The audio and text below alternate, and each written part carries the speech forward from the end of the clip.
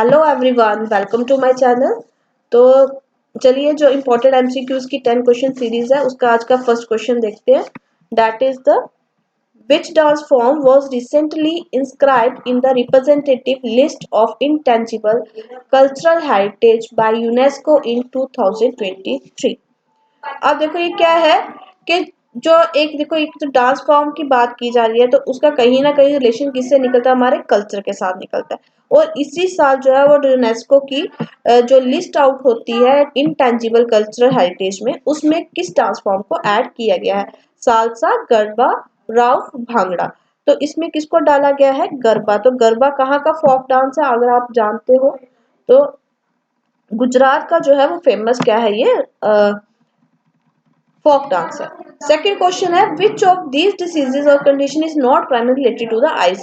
तो आइज में काफी ज्यादा आजकल लोगों को प्रॉब्लम्स देखने को मिल रही है, तो आइज के साथ साथ कौन सी चीज जो है वो रिलेट नहीं करती है। ठीक है, जिन लोगों को थोड़ा बहुत भी साइंस बैकग्राउंड से जो लोग होंगे उनको थोड़ा बहुत आइडिया होगा, जैसे मायोपिया है, कॉन्ट्रैक्ट है, इन दो कंडीशंस के बारे में वो आइडिया लगा लेंगे।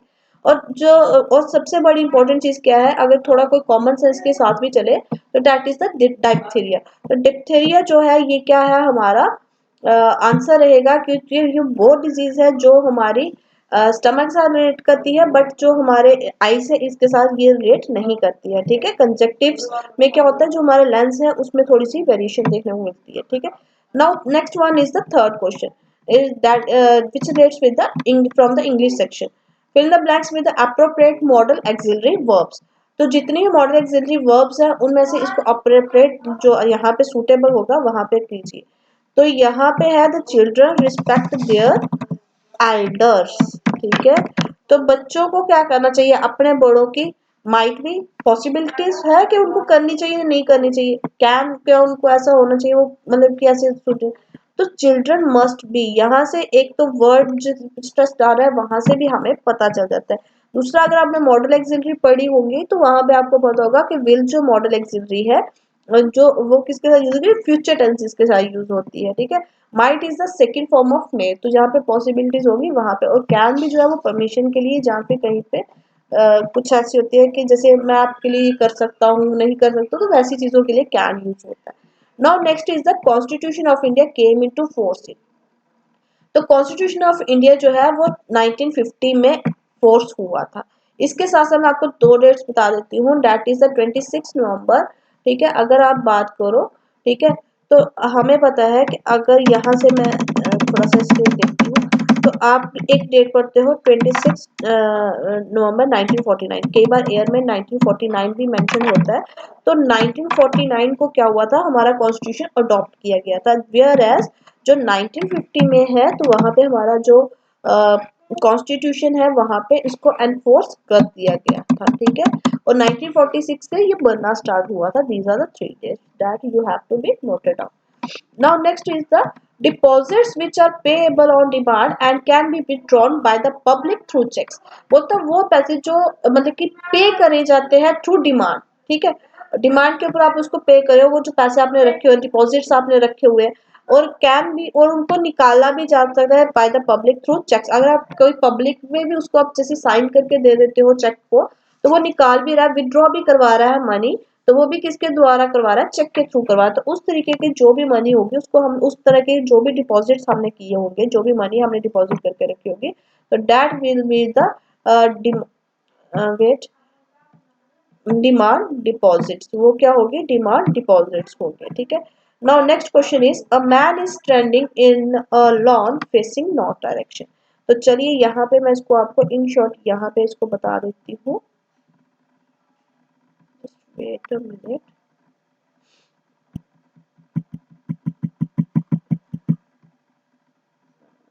यूज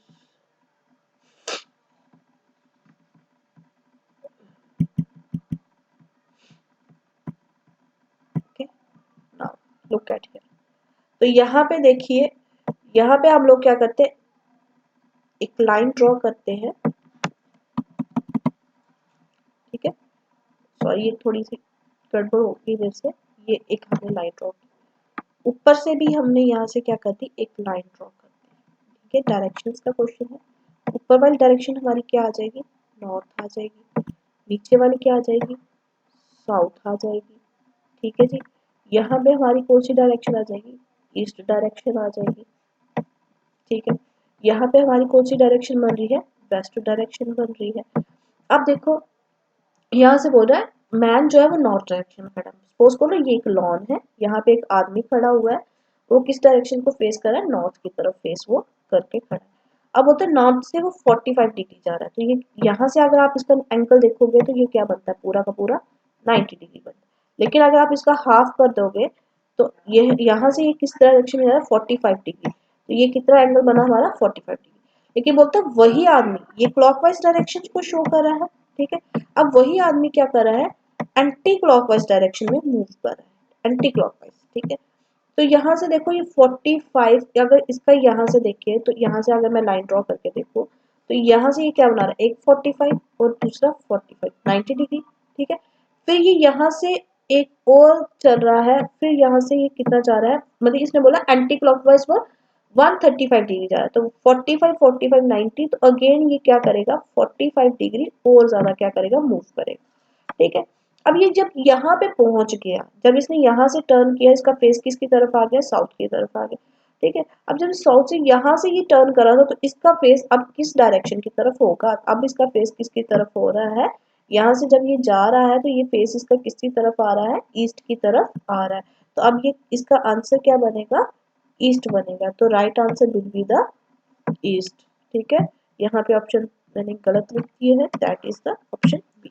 ठीक है, अब नेक्स्ट क्वेश्चन है in Jammu Kashmir is also known as 40 day intensive harsh winter, कि जम्मू कश्मीर में 40 दिन का जो बहुत ज्यादा सर्द मौसम होता रहता है, उस मौसम को क्या कहा जाता है, चिलिया माजी, चिलिया बच्चा, चिलियन कला, Chilean Khurd.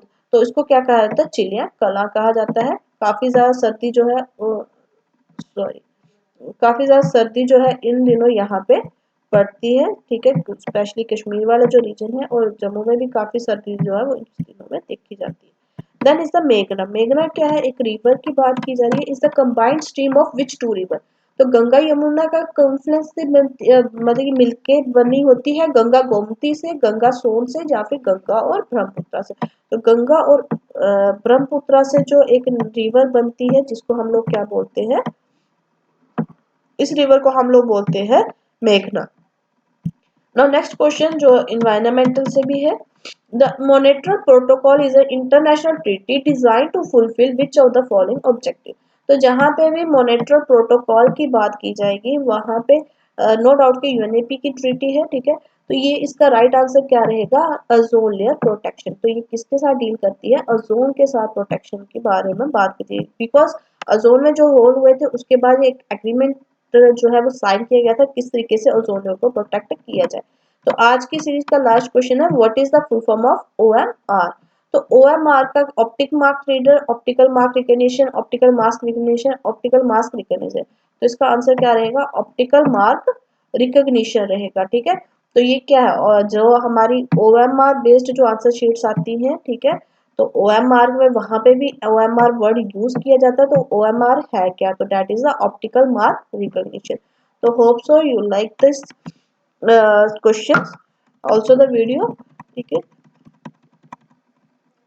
and for other similar kind of videos that the question important question for the competitive exams, you must follow the channel and also subscribe the button so that you will get the notification about the upcoming videos.